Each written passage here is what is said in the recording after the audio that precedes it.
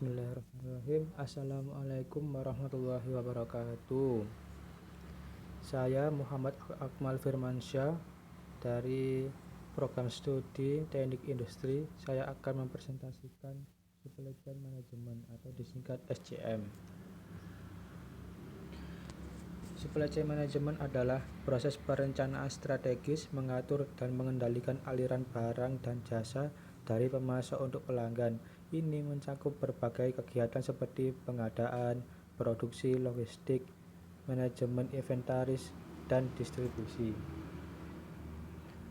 Dan komponen utama SCM atau Supply Chain Management adalah 1. Perencanaan, yaitu mengembangkan pendekatan strategis untuk memenuhi permintaan pelanggan, memperkirakan penjualan dan permintaan, dan pengaturan tingkat persediaan. 2.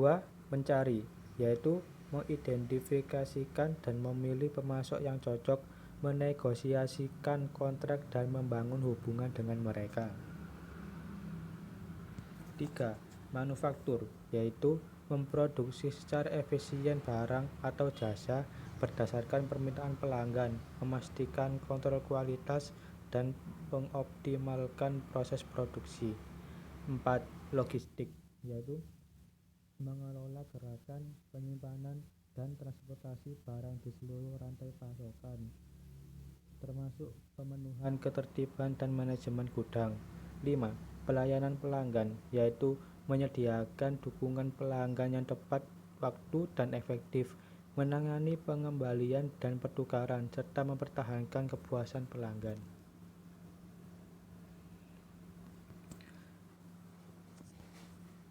Manfaat menerapkan supply chain management. Yang pertama, pengurangan biaya. Pengelolaan rantai pasokan yang efektif mengurangi biaya melalui tingkat inventaris yang dioptimalkan, perencanaan permintaan yang lebih baik, dan penggunaan sumber daya secara efisien. 2. Peningkatan efisiensi. Proses merampingkan, mengurangi waktu timah, dan meminimalkan limbah mengarah pada peningkatan produktivitas dan efisiensi operasional. 3. Peningkatan kepuasan pelanggan. Menerapkan manajemen rantai pasokan atau SCM memungkinkan pemenuhan ketertiban yang lebih baik, penerimaan tepat waktu, dan peningkatan pelayanan pelanggan yang menghasilkan peningkatan kepuasan pelanggan dan loyalitas. 4. Keuntungan kompetitif. SCM yang dikelola dengan baik dapat memberikan keunggulan kompetitif dengan mengurangi biaya, meningkatkan kualitas produk, dan membedakan pesaing. Langkah-langkah untuk mengimplementasikan. 1. Tentukan tujuan. Mengidentifikasikan goal-goal spesifik seperti pengurangan biaya, pelayanan yang lebih baik, atau masa-masa memimpin yang lebih singkat. 2. Menilai rantai supply saat ini. Melakukan analisis menyeluruh tentang proses, sistem, dan metrik kinerja yang ada untuk mengidentifikasi bidang-bidang untuk perbaikan. 3. Kembangkan strategi. Buat rencana terperinci yang menguraikan langkah-langkah, sumber-sumber, dan timeline yang diperlukan untuk mencapai tujuan yang diinginkan. Yang keempat, yaitu berkolaborasi dengan pemasok. Bentuklah kemitraan yang kuat dengan pemasok, berbagi informasi, dan berkolaborasi dalam pengelolaan inventaris, permintaan, perkiraannya, dan perencanaan produksi. 5. Berinvestasi pada teknologi.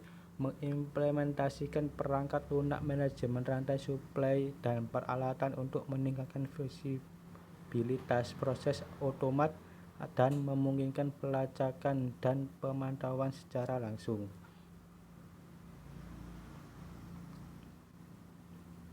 Nah, ini saya ambil contoh pada PT Nestle, yaitu kegiatan supply chain management pada PT Nestle.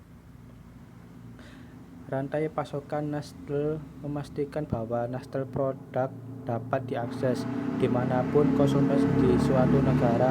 Nestle bertujuan untuk mengumpulkan proses dari peternakan ke pasar dan pastikan produk yang didistribusikan pada konsumen pada waktu yang tepat, biaya yang tepat, dan dalam jumlah yang akurat.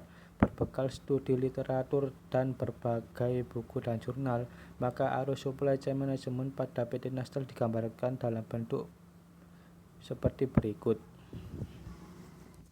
1. Perencanaan. 2. Pengadaan. 3. Produksi.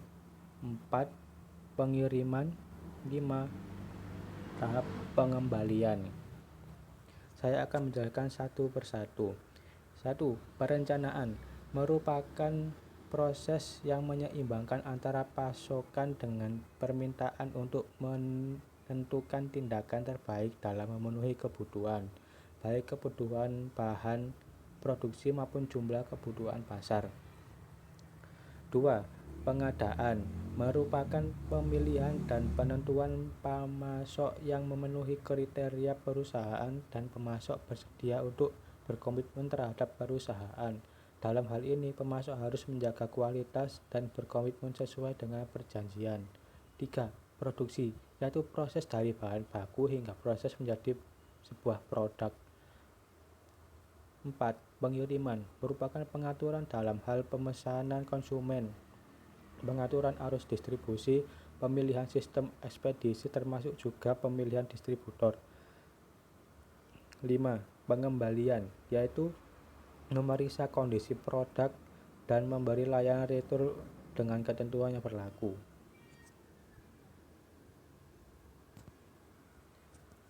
Strategi supply chain management pada PT Nestle. PT Nestle mengintegrasikan fungsi SCM berbasis ERP dalam kegiatan logistik mulai dari pemilihan bahan baku hingga pengawasan ke konsumen akhir. Menurut Windarson 2012, berikut contoh skema dengan produk susu Denko. Skema tersebut menunjukkan bahwa minyak nabati, vanila, mineral, susu bubuk, kakao, gula bubuk, dan susu sapi merupakan komposisi dasar. Lalu bahan-bahan mentah tersebut didistribusikan ke supplier bahan baku, kemudian diteruskan ke pabrik untuk diolah menjadi susu.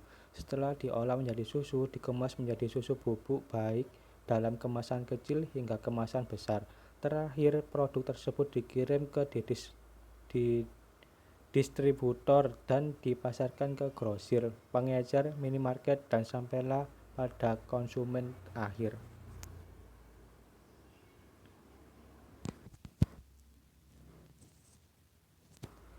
Kesimpulan dari saya, kolaborasi SCM dan RPM yang diterapkan PT Nestle memberikan dampak positif kepada perusahaan, terlebih pada perkembangan perusahaan yang hingga saat ini tetap konsisten memproduksi dan menyalurkan produk dengan tepat sasaran. Peranan manajemen pemasok atau SCM, produksi dan logistik dalam SCM yaitu pada manajemen pemasok memberi kontribusi yang sangat besar bagi keberhasilan penyaluran produk dari bahan baku sampai tahap produksi.